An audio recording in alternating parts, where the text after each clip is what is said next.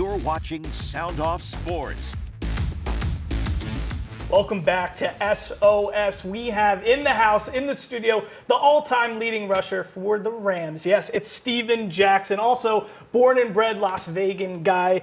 Steven, it's great to be with you. Thank you, Mike. Good to see you. You look like you could play right now, dude. I'm trying to keep it that way, you know. I don't know if I could go for 4 quarters, but at least I can get you to halftime. I think, hey, a lot of rosters would like to have you. Let's talk about this. When you started in the league, right, I mean, the way the league has shifted, running backs were a premium when you were playing. To have a guy like Steven Jackson on your roster, it was a big deal. Today we're seeing how the league has shifted, but I think when you get back to playoff time football, we see teams with really good rushing games succeeding in the playoffs. Tell us about how you think the evolution of the running back position has really shifted over these recent years. I think you're right. You know, towards the early 2000s, the shift started to happen then, where a lot of teams went from one premier guy to more having running back by committee. And because of the length of the seasons and the shortness of the position, most teams that went to have the insurance route, right? Rather have 2 or 3 guys rather than just one main guy. And that's really diluted the market for the running back position. But you're right. Then when you get to January and February, it brings it back into focus. So teams got to be really balanced in their approach about what kind of guy they want to bring in. You know, for instance, Detroit Lions took a running back with the 12th pick overall last year, right, and it's really worked out for them. Where others look to have that, that luxury guy like Isaiah Pacheco in Kansas City. So it depends on philosophy, how you look about it. I look at things. But when you get to January and February, when the games are cold, most defensive backs, most defenses don't want to tackle for 4 quarters. And you see that every week. Hey, the Eagles didn't want to tackle for 1 quarter. Let's talk about this. When you look at an Isaiah Pacheco, first of all, he runs weird. What is that? What is his gait, the way that he runs? He has a gait that looks like get out the way. There's something strange with that. Yeah. But when you watch Isaiah Pacheco, when you watch Jahmyr Gibbs, or Bijan Robinson, who was drafted early as well, do you watch them and you're like, oh, Pacheco is a dime a dozen, but Jahmyr Gibbs, Robinson, they have something special? Or is Pacheco cut from the same cloth, you really think? I think they're actually all 3 different kind of backs, to be honest with you. I think they're all outstanding and they have their strengths. Isaiah is perfect for weather. Long-term, long-haul kind of, playoff kind of run where you can ride Patrick through the whole season, but once you get to the playoff games, you have this big back to wear down a defense. Where you go to Atlanta or you go to Detroit, these are guys that are more used at like receivers out of the backfield, put them in open space, they're going to make guys embarrassed. It all depends, again, the approach of the offensive coordinator and the team, the identity of what they want to have. Most teams are looking for someone that's going to just set the tempo and show the other defense that we're not here to play. I got you. Yeah. Now, you've had, some playoff experience. You entered the league in 2004. That's when you were a rookie. Yeah. That first season, Marshall Faulk's on the team. You became the head back in the next season in 2005. But that first year, your rookie year, you lost in the divisional round to the Falcons. And then in 2015, years later, with the Patriots and Belichick and Brady, you actually scored in that game against the Broncos. You guys ultimately lost. Broncos went on to beat the Panthers in the Super Bowl. Tell us what makes playoff football different? What makes a team succeed in the playoffs, and why are we seeing so many teams that, flounder? I thought the Bills were going to be a Super Bowl team. Yeah. What is the makeup, what is the DNA you need to succeed in the playoffs? You're absolutely right. So my first year, I went to the playoffs, took it for granted. I was a backup, thought this would always happen, right? I'm looking at my teammates being Marshall Faulk, Torrey Holt, Isaac Bruce. Yeah. We'll be back again, right? We just come up short in divisional. That didn't happen for me until my 12th and final season. And looking for a ring, I would go into New England and, go and make it to the AFC Championship, right, to your experience there.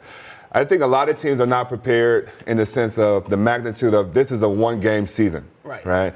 So a lot of pressure, people handle pressure differently, not only players but coaches as well. So schematically, how you call things, everyone knows what you like to do. The windows of opportunity become a lot tighter because the other team actually know their assignments and they do it really well and really fast.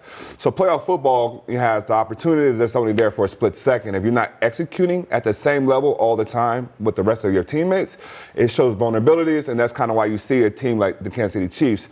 They deal with the pressure really well because they trust and know that they're coached well and they can handle the pressure because it's just routine for them at this point. And they've been there, and that's why I think a lot of people are scared with Lamar.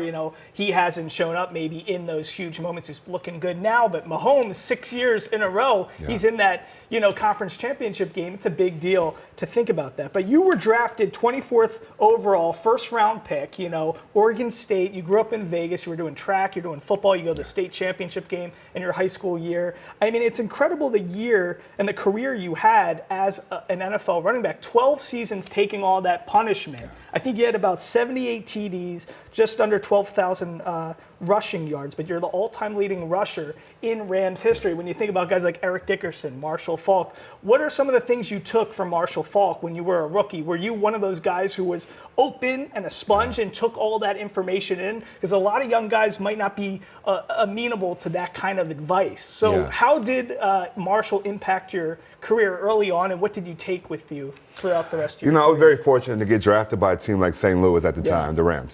And from instance, what I mean, not only did I get to have a chance to watch Marshall up close and personal, seeing the way he prepared himself week in and week out, but I also had a chance to have teammates like, Orlando Pace and all these other guys that would go on to be in the Hall of Fame.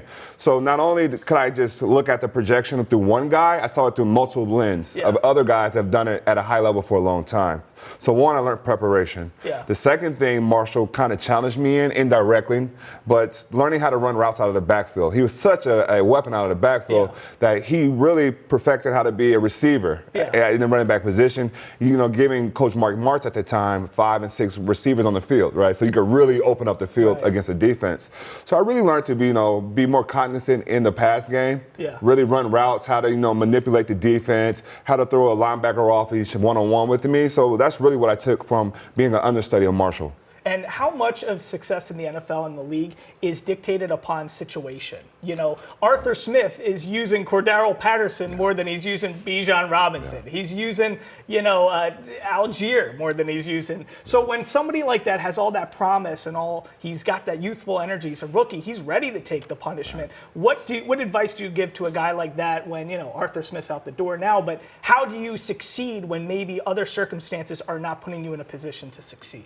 Yeah, I would say always look at your measurables, right? So, for instance, a guy that's like a Bijan, what does he not do well? Or what is he not doing good as what he could be doing in other aspects of the game? Could it be pass protection, right? So when you have these situations where you're in flux and the team's looking for identity, you really look inward to see how can I make myself better as the team figures it out, the general manager and the president as they figure this out. So if I'm not protecting the quarterback well, I won't be on the field for three or four downs. Well, that limits my opportunities, right? So you look at those opportunities where you could get better. Or in instance, or maybe you just run between the tackles a little better than you do on the outside or vice versa. So you look for those weaknesses in your game so you could take the focus off what you can't control. And that's why I'm strong, I'm gung-ho on the Lions, because you see how Jahmyr Gibbs pass protects well. You see even how their wide receivers, Amon-Ra is throwing huge blocks and Josh Reynolds. So I like how everybody comes to play in those aspects. A couple last questions. One, Belichick, you played with him in New England. What was he like as a coach? I loved him. I'm a huge Belichick fan, and the reason being is because I like old school coaches that's tough, right? They treat everyone the same, from the quarterback to the last guy on the roster. If there's a mistake you made, he wants to put it up in front of the team and corrects you in front of it. He treats us all the same. We're not treated with white gloves, everyone, right? I respect a coach like that, then one would go behind your back and say something differently than he would say to you. Or you had, Mike Martz, Scott Linehan, Jim Haslett, Steve Spagnuolo, who's defensive coordinator with the Chiefs, Jeff Fisher. So many different coaches, Mike Smith in Atlanta. What was it about Belichick that made him different? What's the secret sauce? If you're trying, 12 different, fettuccine Alfredos, what's the reason this fettuccine Alfredo is that good?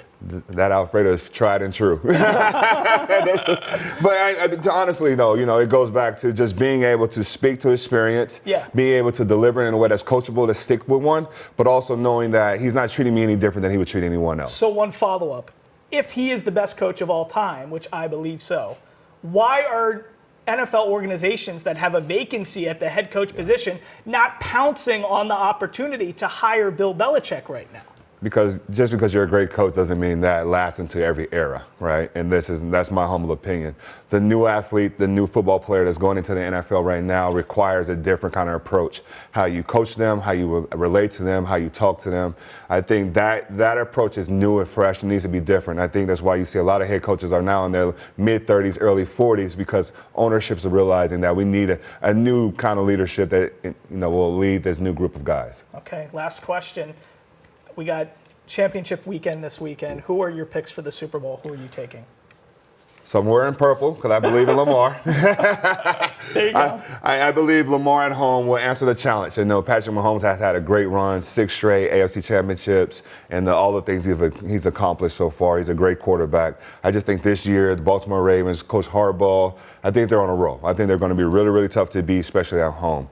Then on the other side of things, I have to say I'm soft-hearted for the Detroit Lions for multiple reasons. Yeah. Jared Goff won. Yeah. The general manager Brad Holmes coming from Love the that. Rams background as well there. So I believe he's built that team up in a way that's very reminiscent of how we like to approach the game. Yeah. Tough and hard-nosed. And I think if any team that could bloody up San Francisco nose, it would be the Detroit Lions. So my pick there is going with my heart more than anything. So I have the Lions coming out of that and going against Baltimore. All right, Lions and Ravens in the Super Bowl. The great Steven Jackson, all-time leading rusher for the Rams, 3-time Pro Bowler. We love you, man. Thanks for joining us. We appreciate it.